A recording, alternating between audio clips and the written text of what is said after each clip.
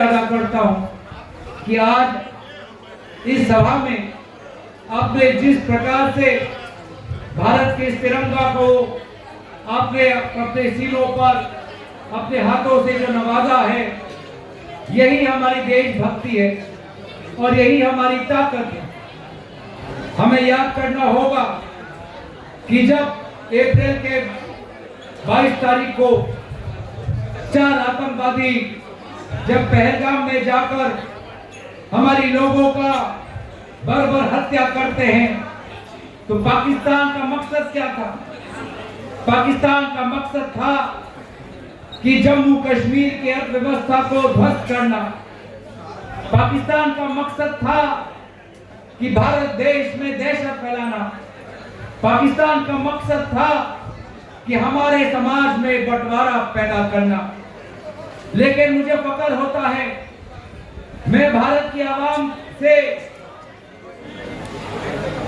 आज जिस प्रकार से उन्होंने पाकिस्तान को जवाब दिया, पाकिस्तान के उद्देश्यों को नकारा, मैं भारत के आवाम पर मैं फक्र करता हूं, क्योंकि एक भी उद्देश्य उन्होंने पाकिस्तान का सफल नहीं होने दिया। ना हमारे समाज में दहशत फैली, ना हमारे समाज में बंटवारा फैला और ना हमने जम्मू कश्मीर का साथ छोड़ा।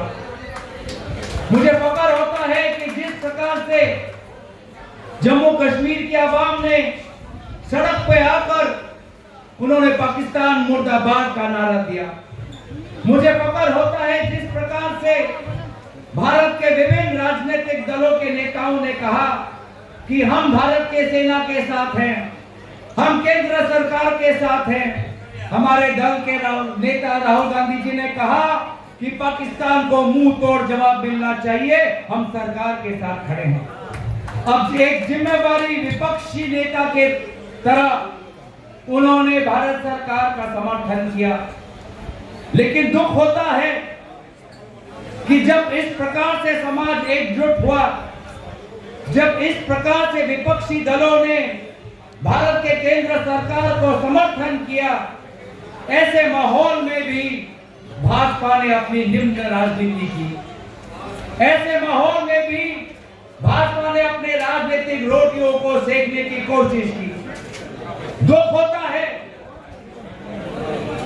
जब हम देखते हैं कि आज भी भाजपा के नेता विभिन्न प्रकार की टिप्पणियों के द्वारा हमारे भारतीय सेना का मनोबल, हमारे भारतीय समाज की एकजुटता को आज वो नजरअंदाज कर रही है, अपमानित कर रही है। कुछ ही दिन पहले हरियाणा में एक सभा हुई और हरियाणा में भाजपा का नेता क्या कहता है? वो कहता है कि वो महिला जो पहलगाम में विधवा हुए वो डरपोक थे। किस प्रकार की निंदनीय भाषा का उपयोग किया गया। लेकिन आज भी उस नेता पर भाजपा ने कोई कार्रवाई नहीं की। मुझे दुख होता है जब मध्य प्रदेश में भाजपा के एक मंत्री हमारे सेना के वर्दी को पहनने वाली कर्नल सोफिया कुरैशी पर अपमानजनक शब्दों का व्यवहार करते हैं, पाकिस्तान से कर्नल सोफिया कुरैशी को जोड़ते हैं। इस प्रकार की निंदनीय भाषा के बाद भी नेशनल कमीशन फॉर वुमेन कोई काम नहीं करती, भाजपा कोई कार्रवाई नहीं करती। ये है उनका राजनीतिक, ये है उनकी मानसिकता। अरे शर्म करो। आपने वो शहीद की विधवा हिमांशी नारवाल, उसके फोटो को आपने राजनीतिक रूप से प्रचार किया। जब वो विधवा हिमांशी नारवाल अपने शहीद अपने पति के लाश के साथ वो बैठी हुई थी, दुख में थी, मौन में थी, उस समय तो उस फोटो को आपने अपने राजनीतिक प्रचार के लिए इस्तेमाल किया। लेकिन जिस दिन हिमांशी नारवाल ने कहा कि पाकिस्तान का जो मकसद है कि समाज में कोई बंटवारा न हो, समाज एकजुट हो, जिस दिन हिमांशी नारवाल ने ये बात रखी, उसी दिन से वो भाजपा की वो दुश्मन हो गई। और भाजपा ने एक विधवा को भी नहीं छोड़ा। आप देखिए बार बार भाजपा किस प्रकार से भारत के महिलाओं को अपमानित कर रही है। उन्होंने एक विधवा को गाली दी, उन्होंने यूनिफॉर्म पहनने वाली एक कर्नल को उन्होंने अपमानित किया, उन्होंने भारत के जो विधवाओं थे पहलगाम में उनको अपमानित किया। ये है भाजपा की नीति, ये है उनकी मानसिकता। और उसके विपरीत है कांग्रेस पार्टी। हमारे दल के नेता वो हिमांशी नारवाल के घर पे गए, उनको सहानुभूति प्रदान की। हमारे दल के नेता जम्मू कश्मीर गए, अस्पताल में लोगों से मिले। हमारे दल के नेता राहुल गांधी जी पूरी गए, पूंछ और राजौरी में जो आक्रमण हुआ, जो गोला बारूदी हुई, उन पीड़ितों से मिले। लेकिन अफसोस की बात यह है साथियों कि देश के प्रधानमंत्री आज भी जम्मू कश्मीर नहीं गए। कितनी दुख की बात है। देश के प्रधानमंत्री अपने आप को विश्व गुरु कहते हैं, दिल्ली में बड़े बड़े G20 की सभा करते हैं, लेकिन हमने क्या देखा कि पहलगाम होने के पश्चात भी अंतर्राष्ट्रीय विभिन्न देशों के सरकार के द्वारा IMF $2.5 बिलियन का आर्थिक सहायता पाकिस्तान को देता है। ये किस प्रकार की विदेश नीति? कहां गया विश्व गुरु की ताकत? कहां गया वो G20 बड़े सभा का प्रभाव, जब पहलगाम होने के पश्चात भी IMF के द्वारा $2.5 बिलियन की आर्थिक सहायता पाकिस्तान को मिलती है। ये दुख की बात है कि वे हवाई अड्डों पर, जिस पर हमारे भारत के जाबाज लड़ाकू जो पायलट थे, जो हमारी मिसाइल थी, जो हमने पाकिस्तान के हवाई अड्डों को एकदम तहस नहस कर दिया, आज IMF के वो $2.5 बिलियन को लेकर पाकिस्तान अपना मरम्मत करेगी, अपने सड़कें बनाएगी, अपने हवाई अड्डों को बनाएगी। मैं पूछना चाहता हूं कि विदेश मंत्रालय क्या कर रहा था? वो क्यों नहीं रोक पाया? आज भी अमेरिका के राष्ट्रपति ट्रंप, जिसको प्रधानमंत्री मोदी जी अपने गहरे दोस्त के हिसाब से नवाजते हैं, उनको अपना करीबी दोस्त मानते हैं, आज भी अमेरिका के राष्ट्रपति ट्रंप क्या कहते हैं कि पाकिस्तान के साथ मैं व्यापार करना चाहता हूं, पाकिस्तान में अमेरिका सरकार निवेश करना चाहती है।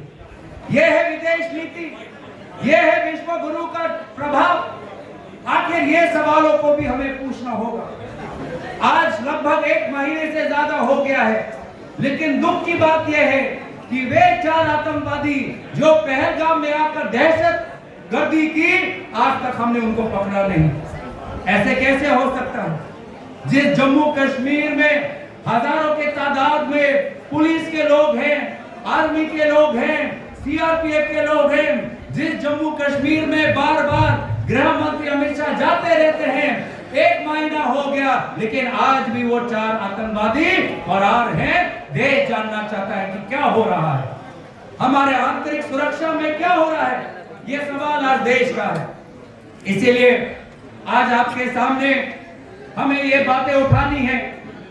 हमें गर्व होता है अपने सेना पर, हम गर्व करते हैं अपने फौज पर, हम गर्व करते हैं कि हम संविधान के साथ हम खड़े हैं, हम गर्व करते हैं कि भारतीयों की ये गंगा जमुना की जो तहजीब है उनको आज हमने बरकरार रखा है। लेकिन साथ साथ कुछ जायज सवाल है हमारे पास।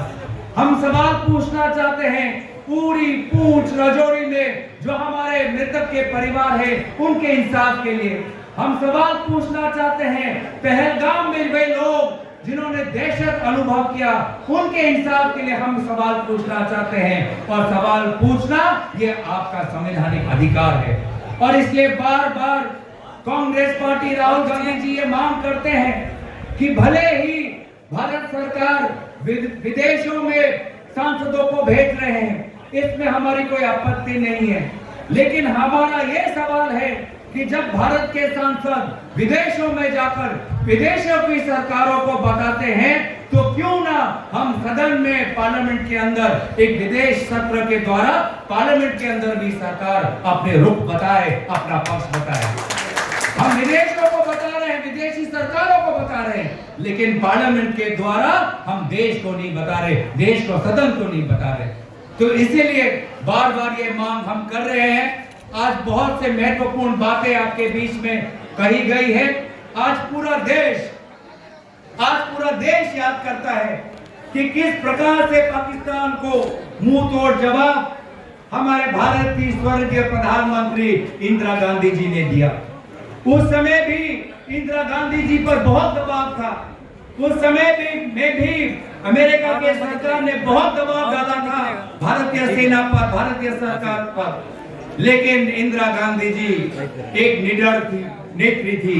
इंदिरा गांधी जी एक शेरनी थी। उन्होंने अमेरिका क्या कह रही थी उसको उन्होंने गौर नहीं देके, उसको तवज्जो नहीं देते हुए उन्होंने पाकिस्तान के दो टुकड़े किए।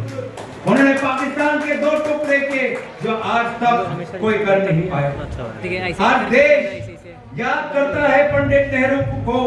आज उनके मृत्यु तिथि पर याद करता है कि पंडित नेहरू ने किस प्रकार से देश में सामाजिक तनाव होने के पश्चात भी देश को एकजुट रहा। हमारा देश विभिन्न भाषाओं का, विभिन्न संस्कृतियों का, विभिन्न धर्मों का देश। इस देश को भी अगर आजादी के बाद किसी ने एकजुट रखा तो वो पंडित नेहरू और सरदार पटेल जी ने रखा।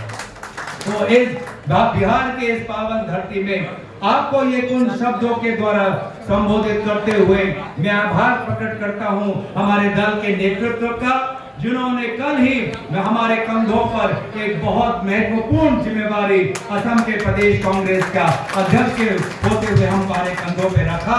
हम पूरी कोशिश हमारी रहेगी कि जिस आशा के साथ हमारे कंधों पर असम प्रदेश कांग्रेस का जिम्मेवारी रखा, उस आशा को हम पूरा करेंगे और साथ ही साथ बिहार के हर कांग्रेस कार्यकर्ता के साथ हम कंधे से कंधे मिलाकर आने वाले समय में हम चलेंगे। इन्हीं दो बातों के साथ मैं अपने वाणी को विराम देता हूं। धन्यवाद। जय हिंद।